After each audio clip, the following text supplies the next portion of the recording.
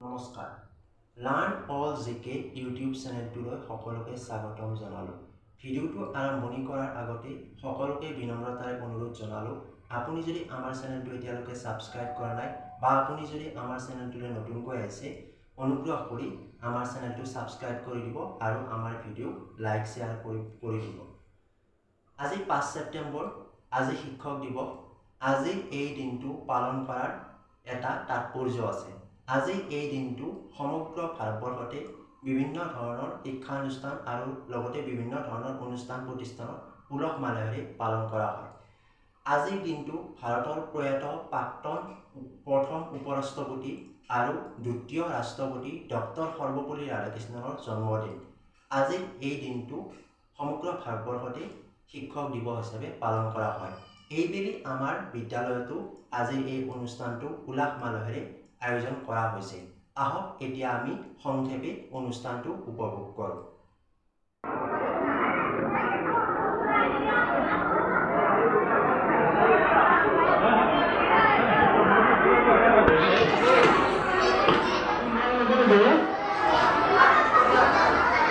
আমি মাল্যার্পণ করার কারণে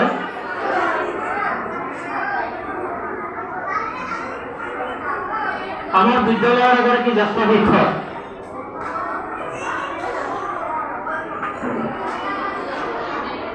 সম্মানীয় দেবেন্দ্র পাটোয়ারি দেবক মাল্যার্পণ করার কারণে অনুরোধ কিছু আশার ঘোষিত থেকে কার্যসূচী রূপায়ণ করব।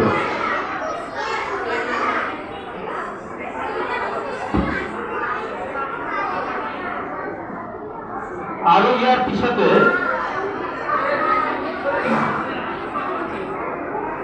আমাৰ ৰাধাকৃষ্ণনৰ প্ৰতিচ্ছবি পুষ্পাঞ্জলি অৰ্পণ কাৰ্যসূচী কৰিব।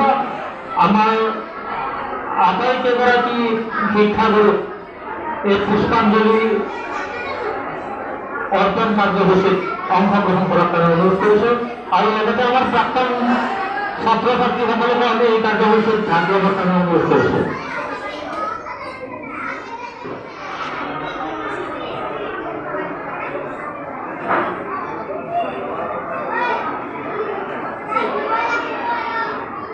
আৰু ইয়াৰ লগতে আমি প্ৰতিচ্ছবিত পুষ্পাঞ্জলি অৰ্পণ কৰাৰ কাৰণে সন্মানীয় আমাৰ বিদ্যালয়ৰ অতিকে আদৰৰ প্ৰাক্তন শিক্ষক সহশিক্ষক সন্মানীয় ব্ৰজেন বৰদেৱক আমি অনুৰোধ কৰিছোঁ। তাৰপিছত আমি আমাৰ শিক্ষাগুৰুসকলক পুষ্পাঞ্জলি অৰ্পণ কৰাৰ কাৰণে অনুষ্ঠান মুকলি ৰাখিছোঁ আৰু লগতে আমার প্রাক্তন ছাত্র ছাত্রীসকলকে পুষ্পাঞ্জলি অর্পণ কার্যসূচী অংশগ্রহণ করার জন্য অনুরোধ করছি।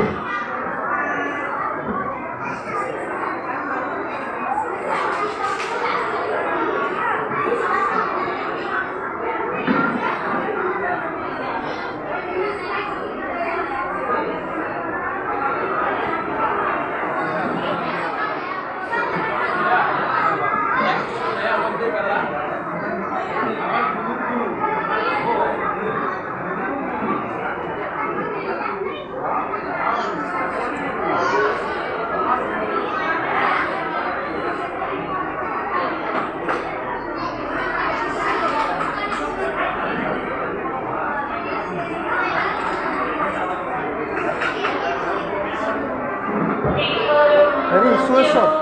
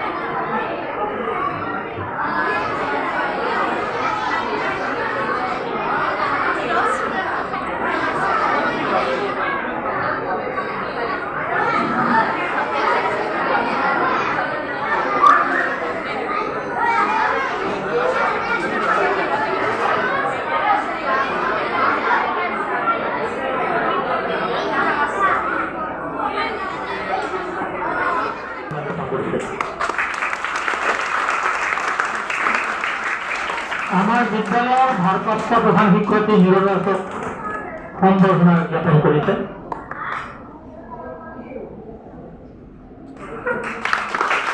ইয়াৰ পিছত আমাৰ সন্মানীয় বিপুল নাথদেৱক সম্বৰ্ধনা জ্ঞাপন কৰিবলৈ পাৰিছে।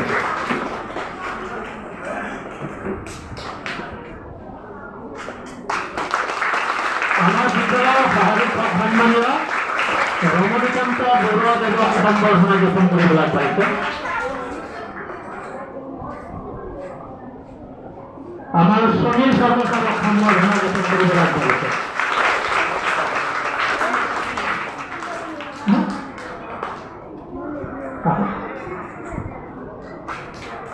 তাৰপিছত আমাৰ বিদ্যালয়ৰ সন্মানীয় ৰাজেশ বৰপাক সম্বৰ্ধনা জ্ঞাপন কৰিবলৈ পাৰিছে।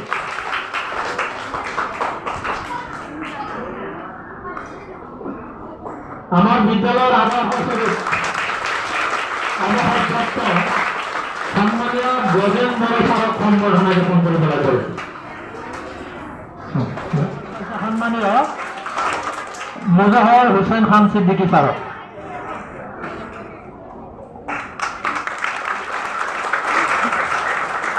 আমাৰ বিদ্যালয়েৰ কৰ্মচাৰী সম্মানীয় বলৰাম বড়ক সম্বৰ্ধনা জ্ঞাপন কৰিবলৈ পাৰিছে। আমাৰ বিদ্যালয়েৰ সহায়ক শ্ৰদ্ধাৰ গিৰিন শৰ্মাদেৱক সম্বৰ্ধনা জ্ঞাপন কৰিবলৈ লৈছে।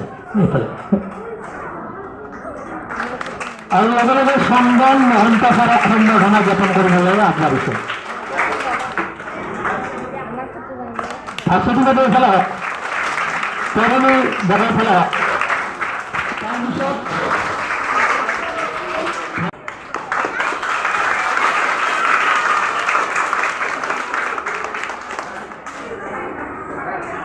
আমাৰ বিদ্যালয়ত অভিভাৱকক লেখীয়া তথা বিদ্যালয়ৰ প্ৰতিটো মুহূৰ্তত আমাক বিভিন্ন প্ৰকাৰৰ সহায় সহযোগিতা আৰু পৰামৰ্শ আগবঢ়োৱা সন্মানীয় প্ৰভাত ভাগৱতী ছাৰক সম্বৰ্ধনা জ্ঞাপন কৰিবলৈ কৰিছে।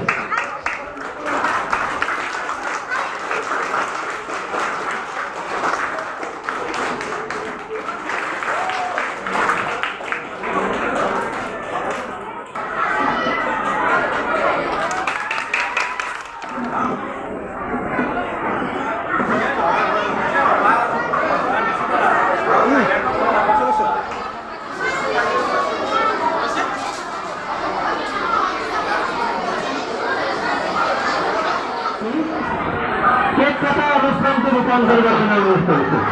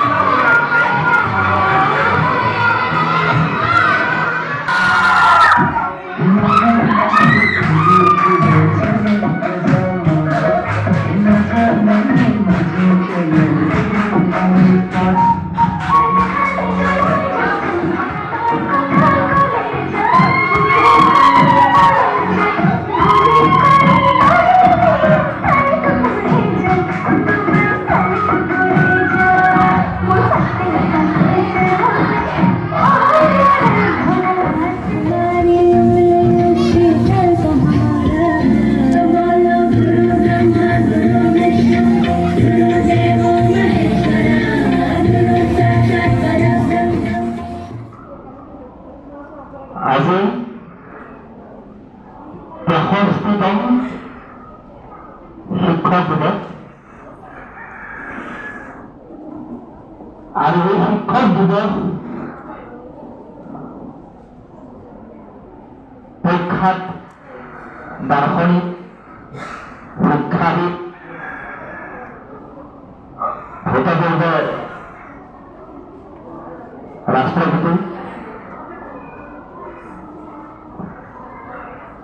ডক্টৰ সৰ্বপল্লী ৰাধাকৃষ্ণনৰ জন্ম জয়ন্তীৰ লগত সংগতি ৰাখি পালন কৰা হয়। প্ৰথম এই ডক্টৰ সৰ্বপল্লী ৰাধাকৃষ্ণন যেতিয়া ৰাষ্ট্ৰপতি হৈছিল 1962 চনত তেতিয়া তেখেতৰ জন্মদিন পালনৰ বাবে আহ্বান জনাইছিল আৰু সেই আহ্বানৰ মৰ্মে তেখেতৰ জন্মদিন পালন কৰা হৈছিল আৰু তেতিয়া তেখেতে সেই জন্মদিন পালন কৰা উদ্যোক্তাসকলক কৈছিল যে মোৰ জন্মদিন এই 5 ছেপ্টেম্বৰত পালন কৰাতকৈ এই 5 ছেপ্টেম্বৰৰ দিনটো যদি সমূহ শিক্ষকসকলক যদি সন্মান জনোৱা হয় তেনে সেইটোৱে হ'ব মোৰ জন্মদিন। আৰু আচলতে তেতিয়াৰ পৰাই এই শিক্ষক দিৱসৰ সংগতি আহিল আৰু শিক্ষক দিৱস পালন কৰা হ'ল তেখেতৰ সেই জন্মদিনটোৰ উপলক্ষে আৰু তেতিয়াৰ পৰাই আজিলৈকে চলি আছে। তেখেত 1965 চনৰ পৰা তেখেতৰ 1965 চনৰ পৰা 67 চনলৈকে তেখেত ৰাষ্ট্ৰপতি হৈছিল আৰু 1952 চনৰ পৰা 62 চনলৈ এই 10 বছৰ তেওঁ উপৰাষ্ট্ৰপতিৰ পদ অলংকৃত কৰিছিল। তেখেতৰ যি ব্যক্তিত্ব সেই ব্যক্তিত্বক আমি কৈ শেষ কৰিব নোৱাৰিম। তেখেতৰ জন্ম হৈছিল 1888 চনত 5 ছেপ্টেম্বৰ তাৰিখে তিৰুতালি নামৰ ঠাইখনত আৰু তেখেতৰ মৃত্যু হৈছিল চেন্নাইত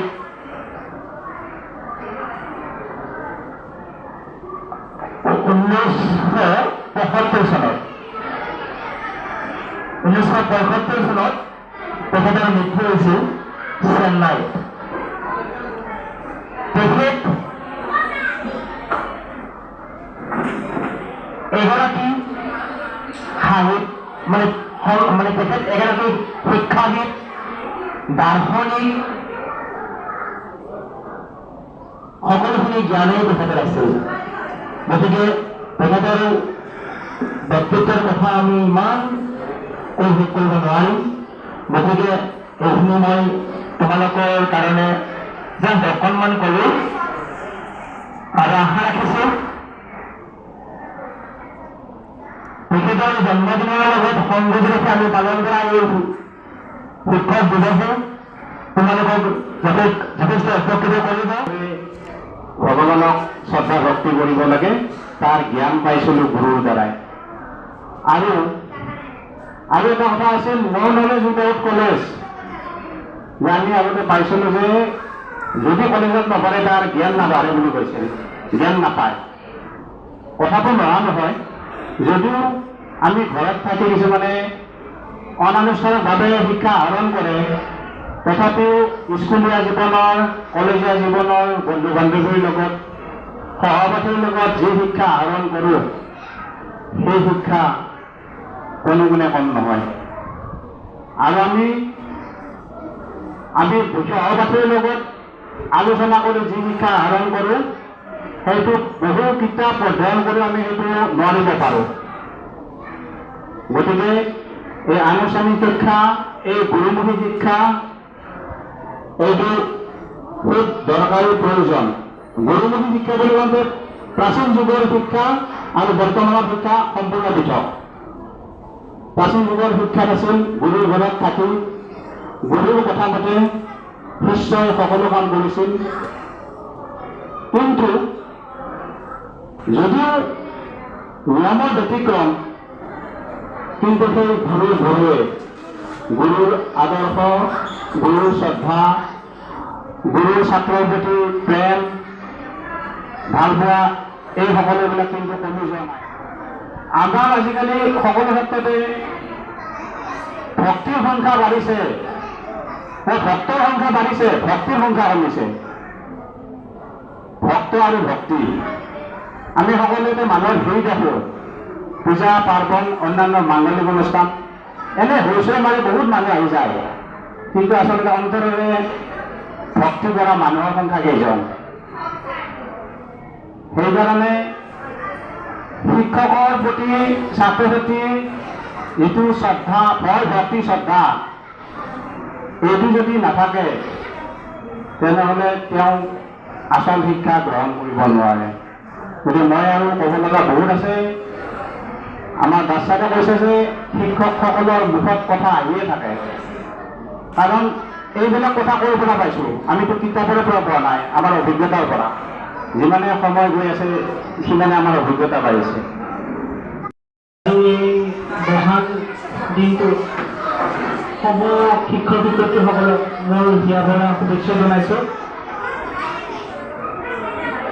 মই মোৰ পৰিচয় দিয়াৰ আগতে এটা কথা ক'ব বিচাৰিছোঁ। আজিৰ পৰা প্ৰায় 12-15 বছৰ আগতে আমি এইখন স্কুলৰ পৰাই বিদায় লৈছিলোঁ, তথা আমাৰ যিটো শিক্ষা আছিলে ক্লাছ 10লৈকে, সেইটো আমাৰ সম্পূৰ্ণ কৰি আমি আমাৰ হায়াৰ এডুকেশ্যনৰ কাৰণে আমি বেলেগত গৈছিলোঁ।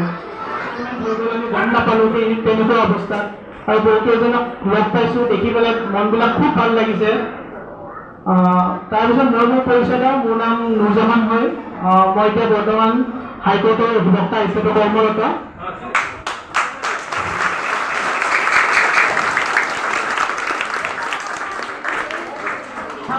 আমি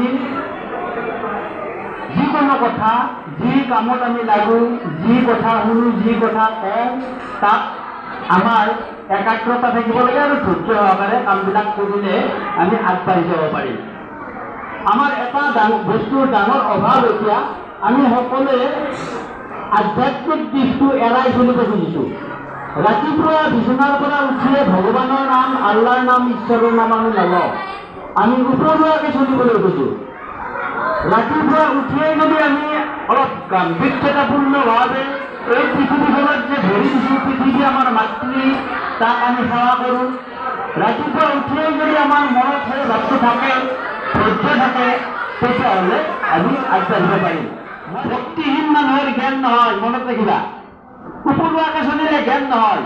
জ্ঞান বোলা বস্তুটো বহুত চিন্তাৰ বস্তু, বহুত গাম্ভীৰ্যতাৰ বস্তু। মানুহ গোটেই লাইফটো আনন্দ কৰি থাকিলে নহ'ব, উপভোগ কৰি থাকিলে নহ'ব, উদযাপন কৰিলে নহ'ব। মাজতে নিজৰ বিষয়ে অলপমান সময় চিন্তা কৰিব লাগিব। আজি মই কি কৰিম, আজি মই কি পঢ়িম, এই বিষয়ে অলপ ধৈৰ্য ধৰি চিন্তা কৰিব লাগিব। নিজকে নাভাবিবা দুৰ্বল বুলি, নিজে নাজানো বুলি নাভাবিবা। ছাত্ৰ ছাত্ৰীসকলে প্ৰত্যেকেই জানা, মাত্ৰ এটা বস্তু নাই, ধৈৰ্য। যাৰ ধৈৰ্য আছে সি আগবাঢ়িব। গতিকে মই আজি বিশেষ দীঘল নকৰোঁ। মই মোৰ এই মহান ব্যক্তি, মহান গুৰু সকলোকে নমস্কাৰ কৰিছোঁ। আৰু মই আমাৰ স্কুলৰ, এই স্কুলৰ শিক্ষক শিক্ষয়িত্ৰী আটাইলৈ মোৰ শ্ৰদ্ধা জ্ঞাপন কৰিছোঁ। লগতে মোৰ যিসকল শিক্ষাগুৰু আছিল, তোমালোকে নাভাবিবা যে মোৰ শিক্ষাগুৰুসকলে মোৰ ওপৰত আশীৰ্বাদ নাই। তেওঁলোক দূৰত থাকিলেও আজি তেওঁলোকে মোক হয়তো আশীৰ্বাদ দিছে, মই সেইটো বিশ্বাস কৰোঁ। শিক্ষাগুৰুসকল মোৰ ওচৰতে আছে, মই তেওঁলোকক শতকোটি নমস্কাৰ জনাইছোঁ। শিক্ষাগুৰু তোমালোকে ভাবিছা ইয়াত একো নাই, মই শিক্ষাগুৰুসকলক আমন্ত্ৰণ কৰিছোঁ, তেওঁলোক ইয়াত আহি উপস্থিত হৈছে, মই তেওঁলোকক শতকোটি নমস্কাৰ কৰিছোঁ। তেওঁলোকৰ কৃপাৰ কাৰণে মই আজি ইয়াত এই সভাখনত থাকিব পাৰিছোঁ, তোমালোকক দুআষাৰ ক'ব পাৰিছোঁ। তেওঁলোকে যদি মোক কৃপা নকৰে, নাভাবিবা ইয়াত শিক্ষক নাই বুলি। মোৰ এই আত্মাই বিচাৰিছোঁ নহয়, তেওঁলোক আহি উপস্থিত হৈছে। মোৰ সেই LP স্কুলৰ পৰা আৰম্ভ কৰি কলেজলৈ যিসকল শিক্ষকে মোক পঢ়ালে আটাইকে মই নিমন্ত্ৰণ কৰিছোঁ ইয়ালৈ, আৰু মই আটাইকে ঈশ্বৰৰ চৰণত শতকোটি নমস্কাৰ কৰিছোঁ।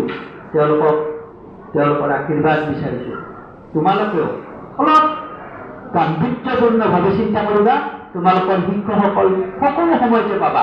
তুমি ঘৰত চিন্তা কৰিবা শিক্ষকৰ কথা, তেওঁ যাই উপস্থিত হোৱা বুলি ভাবিবা, তেওঁ উপস্থিত হৈ তোমাৰ কাষত থাকিব। এইটো হ'ল আধ্যাত্মিকতা। এই আধ্যাত্মিক ভাৱটো তোমালোকে ল'বা। পঢ়া টেবুলত বহি শিক্ষকৰ কথা চিন্তা কৰিবা, তেওঁৰ চৰণত সেৱা কৰিবা, কৰি পঢ়িবা। তোমালোকে নুবুজা কথাটো বুজিব পাৰিবা। যিটো শিক্ষকে যিটো বুজাইছে তুমি বুজি পোৱা নাই ঘৰত, অকণমান তেওঁ ধ্যান কৰিবা। গুৰু ব্ৰহ্মা, গুৰু বিষ্ণু, গুৰু দেৱা মহেশ্বৰ, এই কথাটো তোমালোকে জানা। গুৰুৱে ব্ৰহ্মা, গুৰুৱে বিষ্ণু। গতিকে গুৰু যদি আগত নাথাকেও গুৰুক কল্পনা কৰিলে গুৰু আগত বহে। ইংৰাজী কিবা বুজি পোৱা নাই, তোমাক ইংৰাজী শিকোৱা ছাৰজনৰ কথা ধ্যান কৰিবা। 1 মিনিট ধ্যান কৰি তুমি কিতাপখন পঢ়িবা, ছাৰে বুজাই থকাৰ দৰে বুজি পাবা। অংক কিবা বুজি পোৱা নাই, অংক শিকোৱা ছাৰজনক কল্পনা কৰিবা। অলপমান ভিতৰত সোমাবা। তোমালোক ওপৰাকৈ নচলিবা, ভিতৰত তোমাৰ কিন্তু বস্তু এটা আছে, সেইটো আত্মা। সেই আত্মাই চব চিনি পায়। আত্মাৰ অপাৰ শক্তি, সৰু হওক ডাঙৰ হওক, প্ৰত্যেকৰে অন্তৰৰ আত্মাটো ভগৱান। ভগৱানক তুমি উদ্ধাৰ কৰা, কৰি ভগৱানক মাতা। ভগৱান কিন্তু বিচাৰি গ'ল গুৰুৱে। গতিকে গুৰু ভগৱানতকৈ আগতে তুমি গুৰুক পাব লাগিব। গতিকে সদায় গুৰুক ধ্যান কৰিবা। পঢ়াৰ আগতে গুৰু কোনবিলাক? গুৰু তোমালোকক যিসকলে শিকাইছে সেইবিলাক গুৰু। গুৰু বিচাৰি আৰু দূৰত যাব নালাগে, এইসকলেই গুৰু। এই গুৰুসকলক ধ্যান কৰি পঢ়িবা, শুনিবা, আগবাঢ়ি যাব পাৰিবা। সামৰণি মাৰিছোঁ আৰু এইখিনিতে সভা ভংগ বুলি ঘোষণা